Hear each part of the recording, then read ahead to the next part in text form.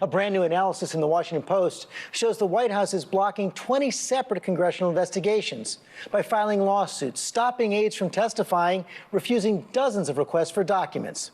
Stonewalling on a scale that Democrats say amounts to a constitutional crisis.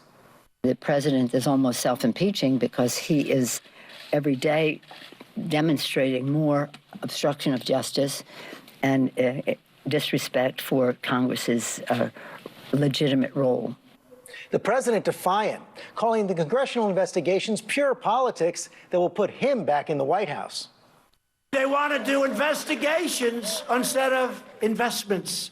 They want to do what they're doing, which looks so foolish, and maybe I read it wrong, but I think it drives us right on to victory in 2020. And we begin this week with one of the Democratic chairmen leading an investigation, Adam Schiff of the House Intelligence Committee. Mr. Chairman, thanks for joining us. This morning you heard the president right there. He says you all are going to elect him in 2020.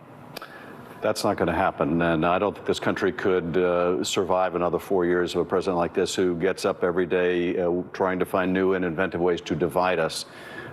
He doesn't seem to understand that a fundamental aspect of his job is to try to make us a more perfect union.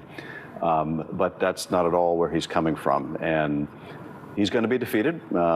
He has to be defeated because I don't know how much more our democratic institutions can take of this kind of attack on the rule of law. He has made it pretty clear he is not going to cooperate with most of the congressional investigations going on right now. And during the Obama administration, he declared executive privilege this week on the Attorney General Barr's testimony. And during the Obama administration, when the House GOP held the Attorney General in contempt, Eric Holder in contempt, for failing to turn over documents from the Fast and Furious program, you called it partisan abuse. Here's what you said.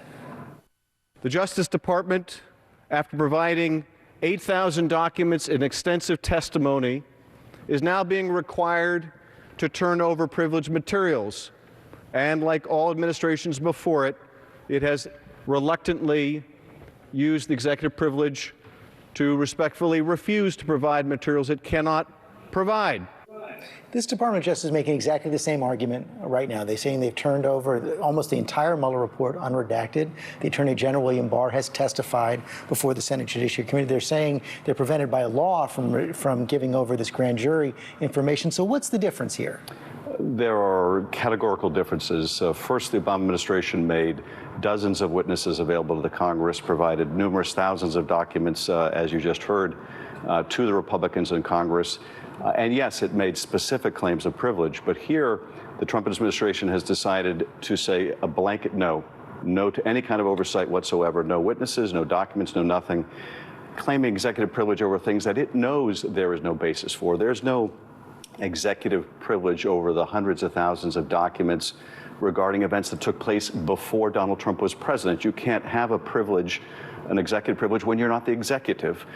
So they know that vast categories are inapplicable to the privilege here. So they're just stonewalling. They want to draw this out as long as possible, and we're going to fight it. We are fighting it, and we have to, because if this president can show that Congress cannot enforce its oversight responsibility, something Barack Obama never tried to do, and he had respect for the separation of powers, it will mean not only that we can't conduct this investigation, but that no future president can be held accountable for corruption or malfeasance. But that's the big question, isn't it? What can you do about it? I know that you've talked about under the Congress's power for inherent contempt that you can maybe fine officials. You're not going to get a U.S. attorney to prosecute the Attorney General after you hold him or any other official in contempt. So what can you do? How can you be effective? Well, we're going to have to enforce so much of this in court, and we're seeing signs already, and I think this is positive, that the courts understand the urgency here. In the first case to get to the court involving the accountants, the House Oversight Committee, the judge has said, essentially, we're going to expedite the schedule. I'm going to give you a quick judgment on it. And look, we are going to have to consider other remedies like inherent contempt, where if the courts take too long, we use our own judicial process within the Congress. And look, I think if you fine someone $25,000 a day to their person until they comply, it gets their attention. If you can collect.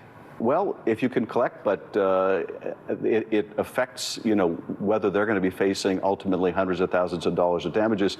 I don't know how many are going to want to take that risk for Donald Trump. But we're going to have to use that device if necessary. We're going to have to use the power of the purse if necessary. we're going to have to enforce our ability to do oversight. Well, more and more of your colleagues are saying, in the face of the president's blanket no, as you put it, that it's time to open up impeachment proceedings, and that would strengthen your hand in the courts. Now, last year, you wrote an op-ed saying Democrats don't take the bait on impeachment. You said that if it were seen as a political, partisan exercise, it simply couldn't work, and that Democrats shouldn't pursue it. Is it getting to the point where you're going to have to change your mind? Well, you know, I was arguing a year and a half ago when I wrote that op-ed that we ought to wait to see what Mueller reports. Now, we have the Mueller report now, although we still haven't heard from the man himself. And I think the first priority has to be get Mueller before the Congress and the American people. You convinced that's going to happen? I am convinced it's going to happen. That is inexorable. The American people have every right to hear what the man who did the investigation has to say, and we now know we certainly can't rely on the Attorney General who misrepresented his conclusions. So he is going to testify. And yes, it's certainly true that these additional acts of obstruction, a president having obstructed the Justice Department investigation, now obstructing Congress, does add weight to impeachment. But you know, part of our reluctance is we are already a bitterly divided country. An impeachment process will divide us further. Once we get started, it's like pushing a boulder off the side of a cliff. It gathers a certain momentum of its own until it hits rock bottom, which is the Senate. And then we're like Sisyphus trying to push that boulder back up the hill. But he may get us there. He certainly seems to be trying.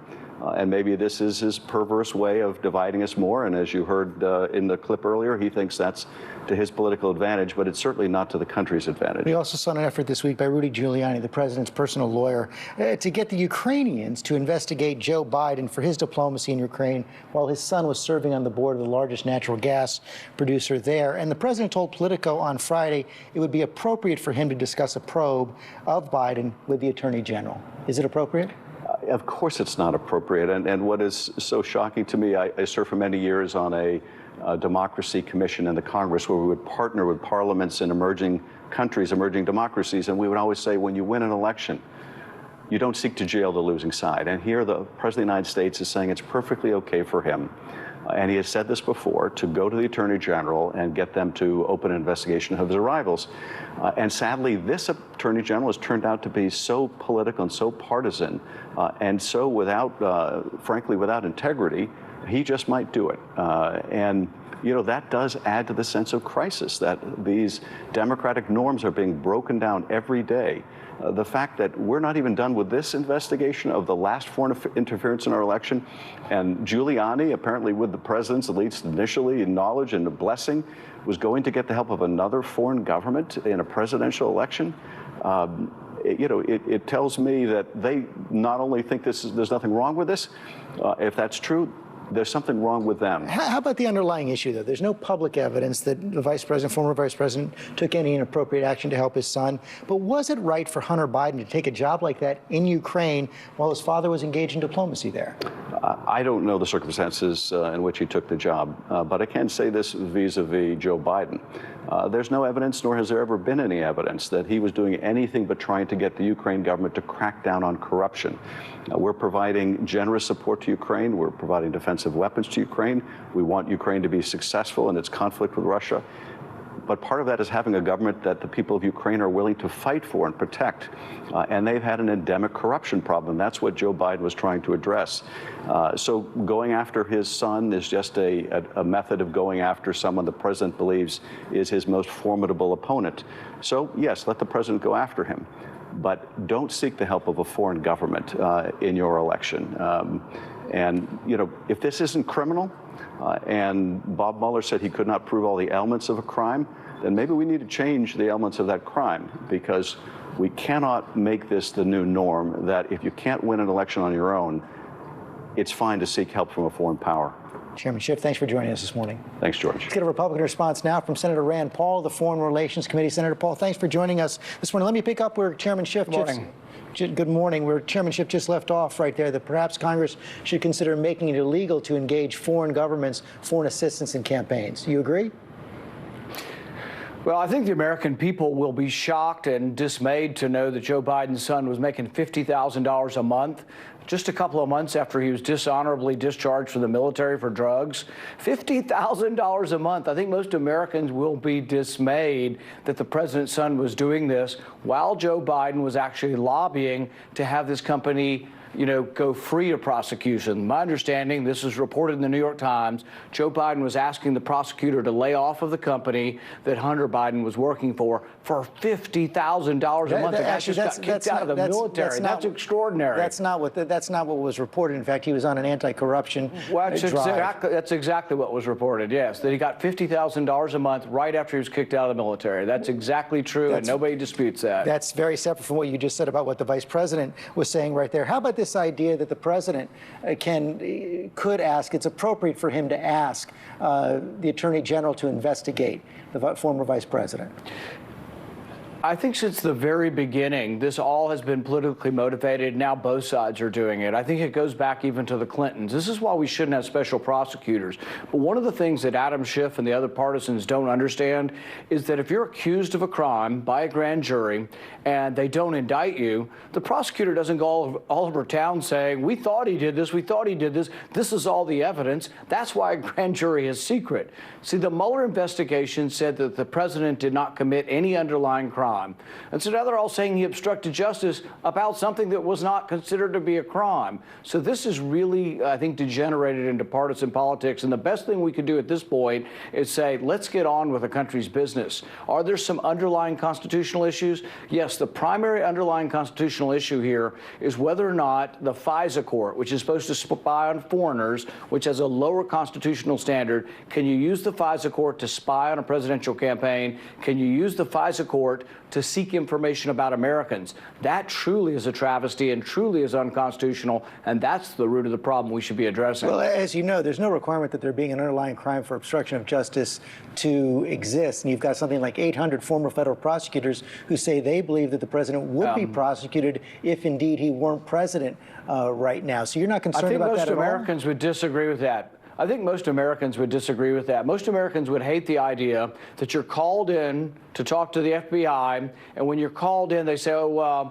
what did you say on the phone to somebody 2 months ago? And if you describe that inaccurately, then the government's going to say, oh, we're going to put you in jail even though there was no crime committed. No, people are horrified by the idea that you could put someone in jail for obstructing justice on something where you didn't commit the crime. Think about it from the perspective of the president. Isn't that exactly what happened to Martha Stewart?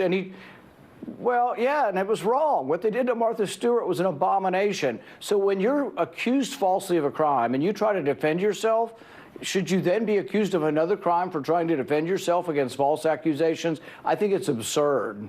How about this charge from Democrats? You just heard it from Adam Schiff saying that the president's blanket no is basically amounting to another kind of obstruction of justice. Is it appropriate to completely stonewall Congress across the board, not only on matters where they're investigating the president's personal finances, but also on matters of policy like immigration and health care? I think the clip you played of Adam Schiff showed it accurately. He's a hypocrite. He was against, he was all for President Obama using executive privilege, and now he's against this president. The bottom line is we spent $35 million investigating the president. Their conclusion was there was no underlying crime. This whole kibitzing about, oh, well, maybe he obstructed justice to try to hide an investigation about something he didn't do. This is absurd, and the American people know it. People have gone to their corners on it. But it's important to remember that this was politically motivated from the very beginning, from a political document from the Hillary Clinton campaign, and that should be investigated because we cannot allow the incumbent parties to weaponize the intelligence communities to spy on Americans or on political candidates or potentially their donors. So there is a real danger to this, and it is a constitutional one, but the Democrats have it completely upside down. The clips go both ways. Back when President Obama was asserting executive power, you attacked him for acting like a king. Let's show that. Someone who wants to bypass the Constitution, bypass Congress, that's someone who wants to act like a king or a monarch. The president acts like he's a king.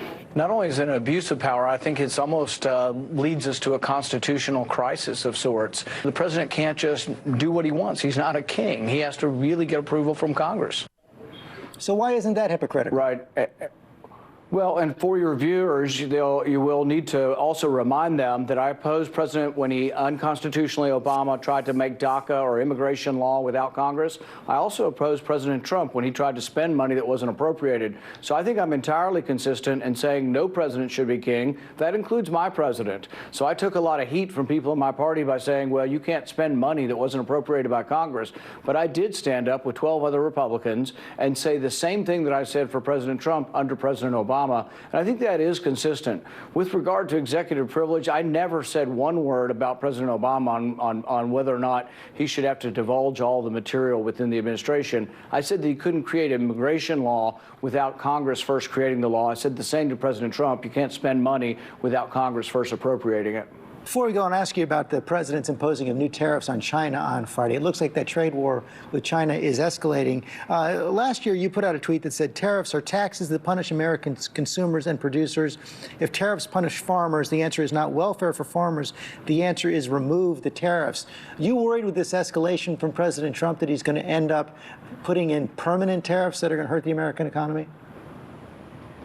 Yes, I know of a big prominent company in Kentucky that told me that the tax cut significantly helped them, but that the tariffs are almost equal in punishing them. The farmers in Kentucky are concerned about the tariffs, and I've talked to the administration about this. I've said my concern is that the great benefits of the tax cut, which have low unemployment and incredible economic growth, could be erased by this tariff war. As we ratchet it up with China, I'm very concerned. However, we're in the middle of this, and the president is playing a negotiating battle with the Chinese, and I think he feels that at this point they can't really back out. I think there are ways the Chinese market could open up, and that would be good, but I still have advised the administration, get this done, because the longer we're involved in a tariff battle or a trade war, the better chance there is that we could actually enter into a recession because of it. Senator Paul, thanks for joining us this morning. Thank you.